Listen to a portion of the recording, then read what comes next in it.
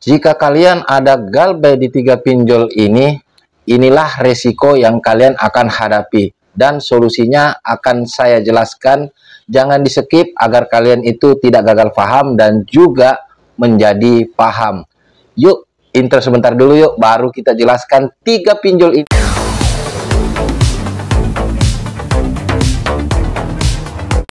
Halo, assalamualaikum warahmatullahi wabarakatuh. Jumpa lagi bersama saya di channel kesayangan kita semua, Faiz Official Pinjol. Apa kabar saudara-saudaraku semua?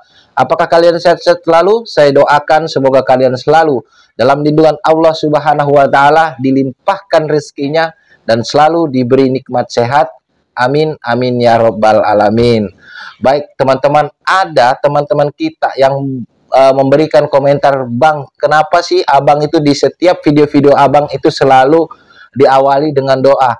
Nah, ini justru tujuan kita hidup itu harus saling mendoakan sesama saudara. Seperti halnya saya mengatakan tadi di awal, semoga kita selalu dalam lindungan Allah Subhanahu wa Ta'ala, dilimpahkan rezekinya dan selalu diberi nikmat sehat. Tentunya itulah harapan kita semua teman-temanku. Jadi apabila ada orang yang memberikan kata pembukaan yang baik-baik, sebaiknya kalian itu aminkan ya, baik itu aminkan dalam hati maupun aminkan dalam kolom komentar video orang-orang tersebut. Nah, sepertinya saya sudah menjelaskan ya teman-temanku. Kenapa sih apakah saya pengen menghambat durasi? Enggak teman-temanku semua. Saya itu pengen mengawali semua itu dengan doa agar kita semua dalam lindungan Allah Subhanahu wa Ta'ala. Baik. Tema kita hari ini yaitu ada 3 pinjol yang sebetulnya tidak terlalu populer, tapi ketika kalian ada galbay di pinjol ini, tetapi pasti akan ada resiko-resikonya, yaitu seperti kita itu ditelepon oleh DC terus-menerus, didatangi debt collector dan masuk slik OJK. Dan 3 pinjol ini sudah dipastikan bahwasanya didatangi DC dan juga pasti masuk di slik OJK ya. Apa saja sih pinjol-pinjol ini ya? Sebetulnya tidak terlalu populer, tapi siapa tahu untuk teman-temanku semua ini yang mungkin ada mengambil atau bahkan ada rencana pengen ngambil di pinjol ini, jadi tahu apa sih resikonya dan apa juga dampak kalau kita itu galbay di pinjol ini. Yuk langsung kita bahas. Yang pertama ada Line Bank. Nah, ketika kita galbay di Line Bank ini, kita tentunya pasti akan ditelepon oleh DC-nya ya. Nah, ketika sudah tiba waktunya, pasti kita masih belum bisa membayar. Pada waktu kita belum bisa membayar, kita itu pasti didatangin oleh DC lapangan. Ini saya sudah bisa pastikan ya teman-temanku, pasti kita didatangin. Karena mereka itu mencairkan dana itu sesuai dengan area DC lapangan mereka. Ketika area itu dalam jangkauan DC lapangan mereka, mereka itu bisa mencairkan. Kalau tidak dalam area jangkauan DC lapangan mereka, mereka itu tidak mencairkan pinjaman Anda. Dan tentunya pinjol ini terkoneksi ke slik OJK ya, biar kalian itu tahu. Tapi untuk penagih-penagihannya baik lewat telepon maupun ADC lapangannya itu tidaklah barbar teman-temanku. Ya, mereka itu sopan-sopan ya, karena memang mungkin levelnya sarjana lah mungkin DC lapangannya ya teman-temanku.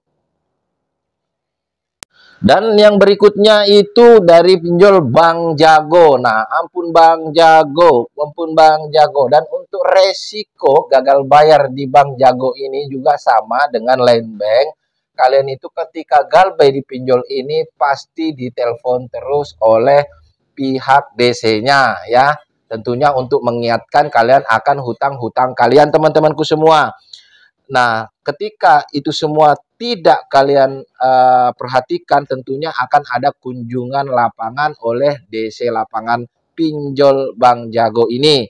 Nah, kenapa sih kok abang bisa memastikan? Karena Bank Jago juga sama dengan Line Bank, mereka bisa mencairkan pinjamannya ketika DC lapangannya itu ada di area tersebut. Misal wilayah Jabodetabek itu ada DC lapangannya. Jadi mereka itu bisa mencairkan di area Jabodetabek. Misal di Jawa Timur itu di Surabaya ada jangkauan DC lapangan mereka. Nah, mereka itu bisa mencairkan. Pokoknya ketika ada jangkauan apa namanya DC lapangan, mereka itu bisa mencairkan tentunya kalau persyaratan kalian itu sudah lengkap ya teman-teman ya.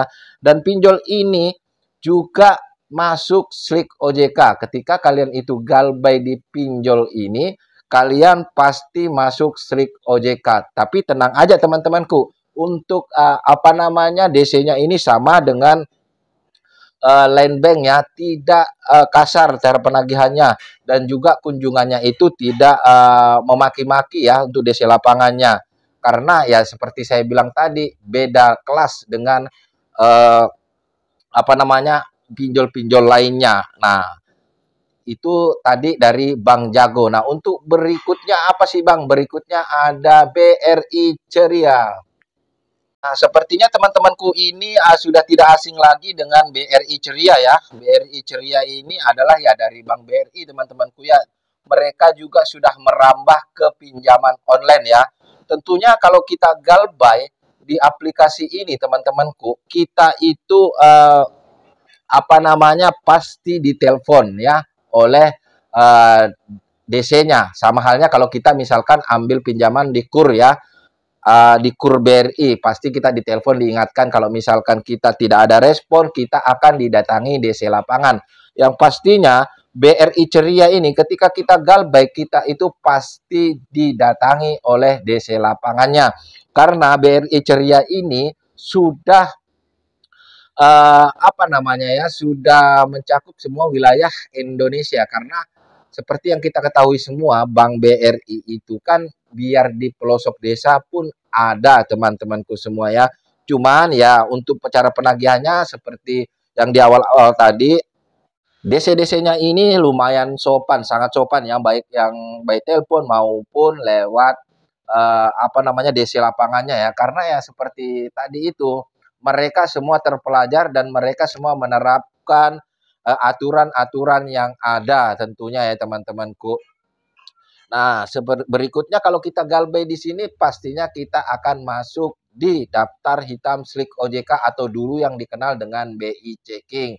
Nah, solusinya Bang, kalau misalkan kita ada galbay di 3 pinjol ini, apa solusinya agar kita itu uh, tidak diteror?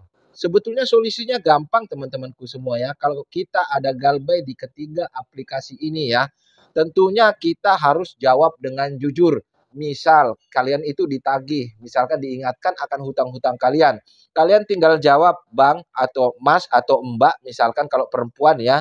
Kalian itu kasih tahu kepada mereka bahwasanya kita ini belum memiliki uang ya, kita akan bayar ketika nanti sudah memiliki uang. Sama halnya dengan aturan kita galbay di pinjol manapun, jangan pernah menjanjikan kapan kalian itu akan membayar pinjol kalian ya.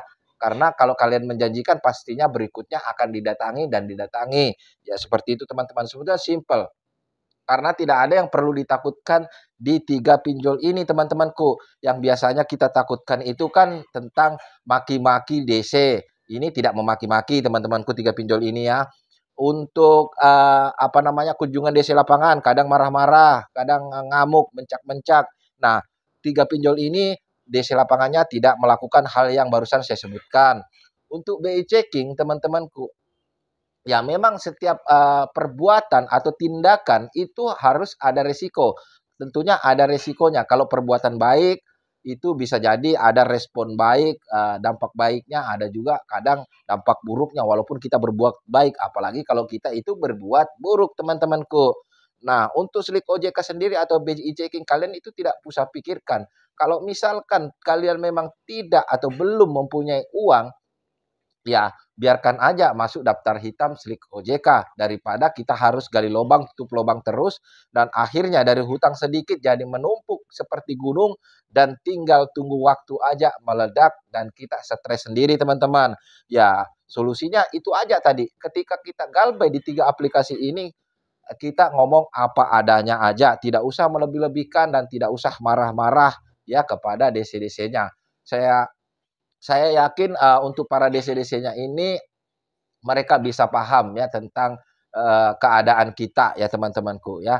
Dari saya untuk 3 aplikasi ini, itu aja ya. Semoga informasi yang saya berikan kali ini bermanfaat buat saudara-saudaraku semua ya. Saya akhiri, wassalamualaikum warahmatullahi wabarakatuh. Salam hormat saya, Faiz Official. Sampai jumpa di video-video berikutnya.